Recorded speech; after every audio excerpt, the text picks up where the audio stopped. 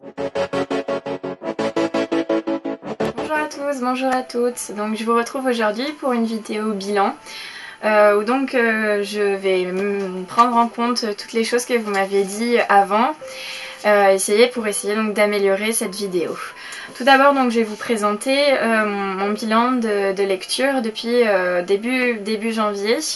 Ensuite je vais vous présenter les choses que je suis en train de, enfin ce que je suis en train de lire et les choses que je vais lire. Et ensuite un petit projet que j'ai.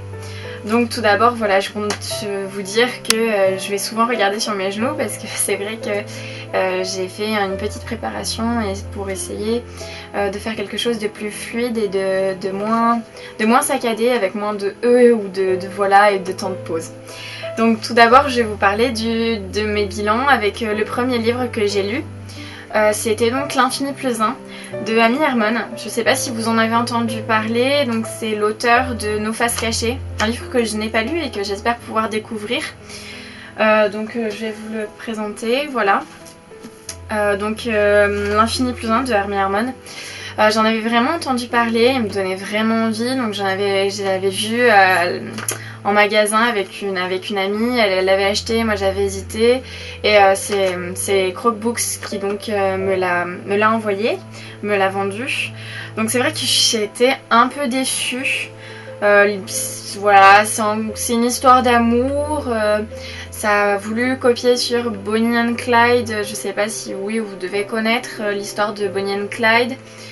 Sauf que voilà, alors moi j'ai un gros problème sur les histoires d'amour comme ça, parce qu'ils tombent amoureux en une semaine. Alors je sais pas, ça vient peut-être de moi, c'est peut-être moi qui a du mal avec ça, mais voilà, en une semaine ils tombent amoureux et tout se passe très très vite.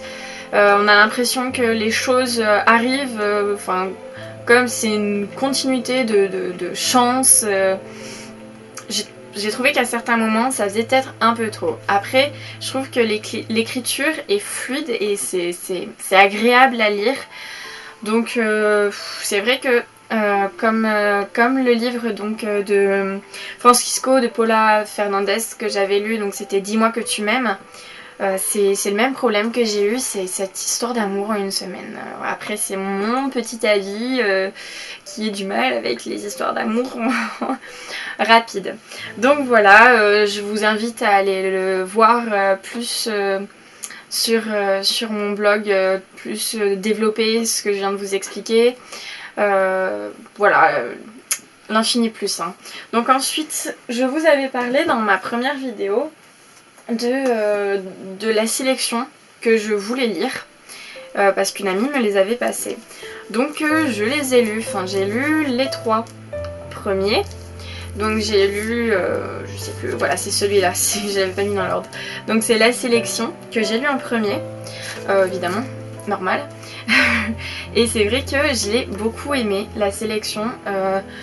J'ai tout de suite accroché. Le début, c'est vrai, m'a beaucoup fait penser à Hunger Games et même Hunger Games, The Book of Ivy, Divergente, cette histoire de dystopie, de mariage, de caste, de tirage au sort.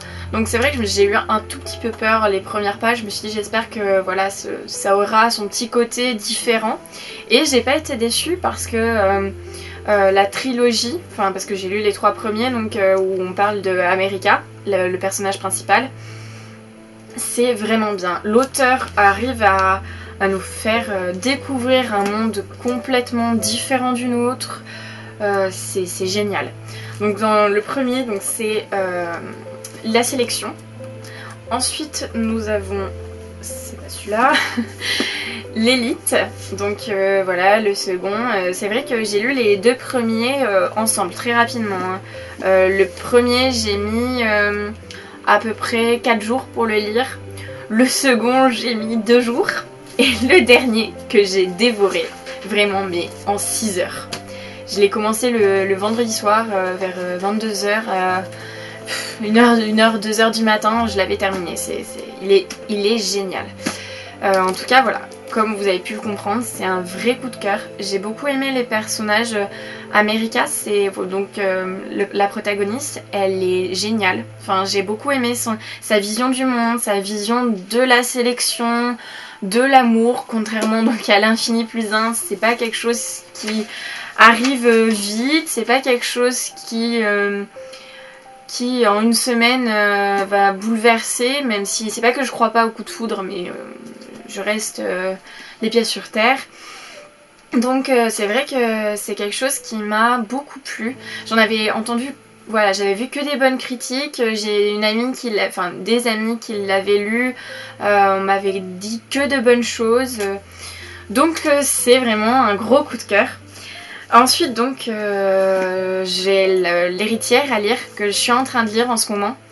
Parce que je l'ai toujours pas fini, le retour en cours et tout ça, c'est vrai que on a un peu moins de temps pour la lecture, mais c'est toujours quelque chose de bien. Vous pourrez voir d'ici quelques jours la chronique sur mon blog.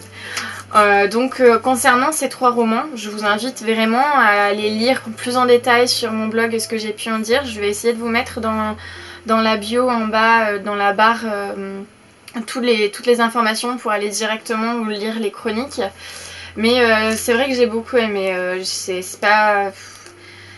vrai qu'en ce moment on en voit beaucoup de dystopies, mais celle-ci elle a son petit côté différent qui même met en avant certaines choses de notre époque à nous.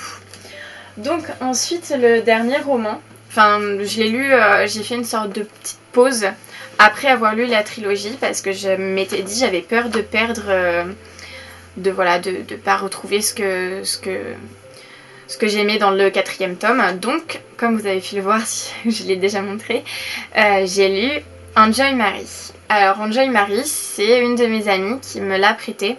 Elle l'avait, mais elle l'a pas lu encore. Et c'est vrai que moi, j'ai pas osé l'acheter, de peur d'être déçue et de l'avoir acheté en me disant, en fait, j'ai pas aimé, j'ai acheté pour rien, quoi. C'est vrai qu'en fait, ce roman est c'est une belle surprise. Je vais pas dire non plus que j'ai vraiment adoré parce que c'est pas le genre de lecture que j'ai l'habitude d'avoir. C'est un style qui est totalement différent, par exemple de la sélection, c'est pas du tout pareil.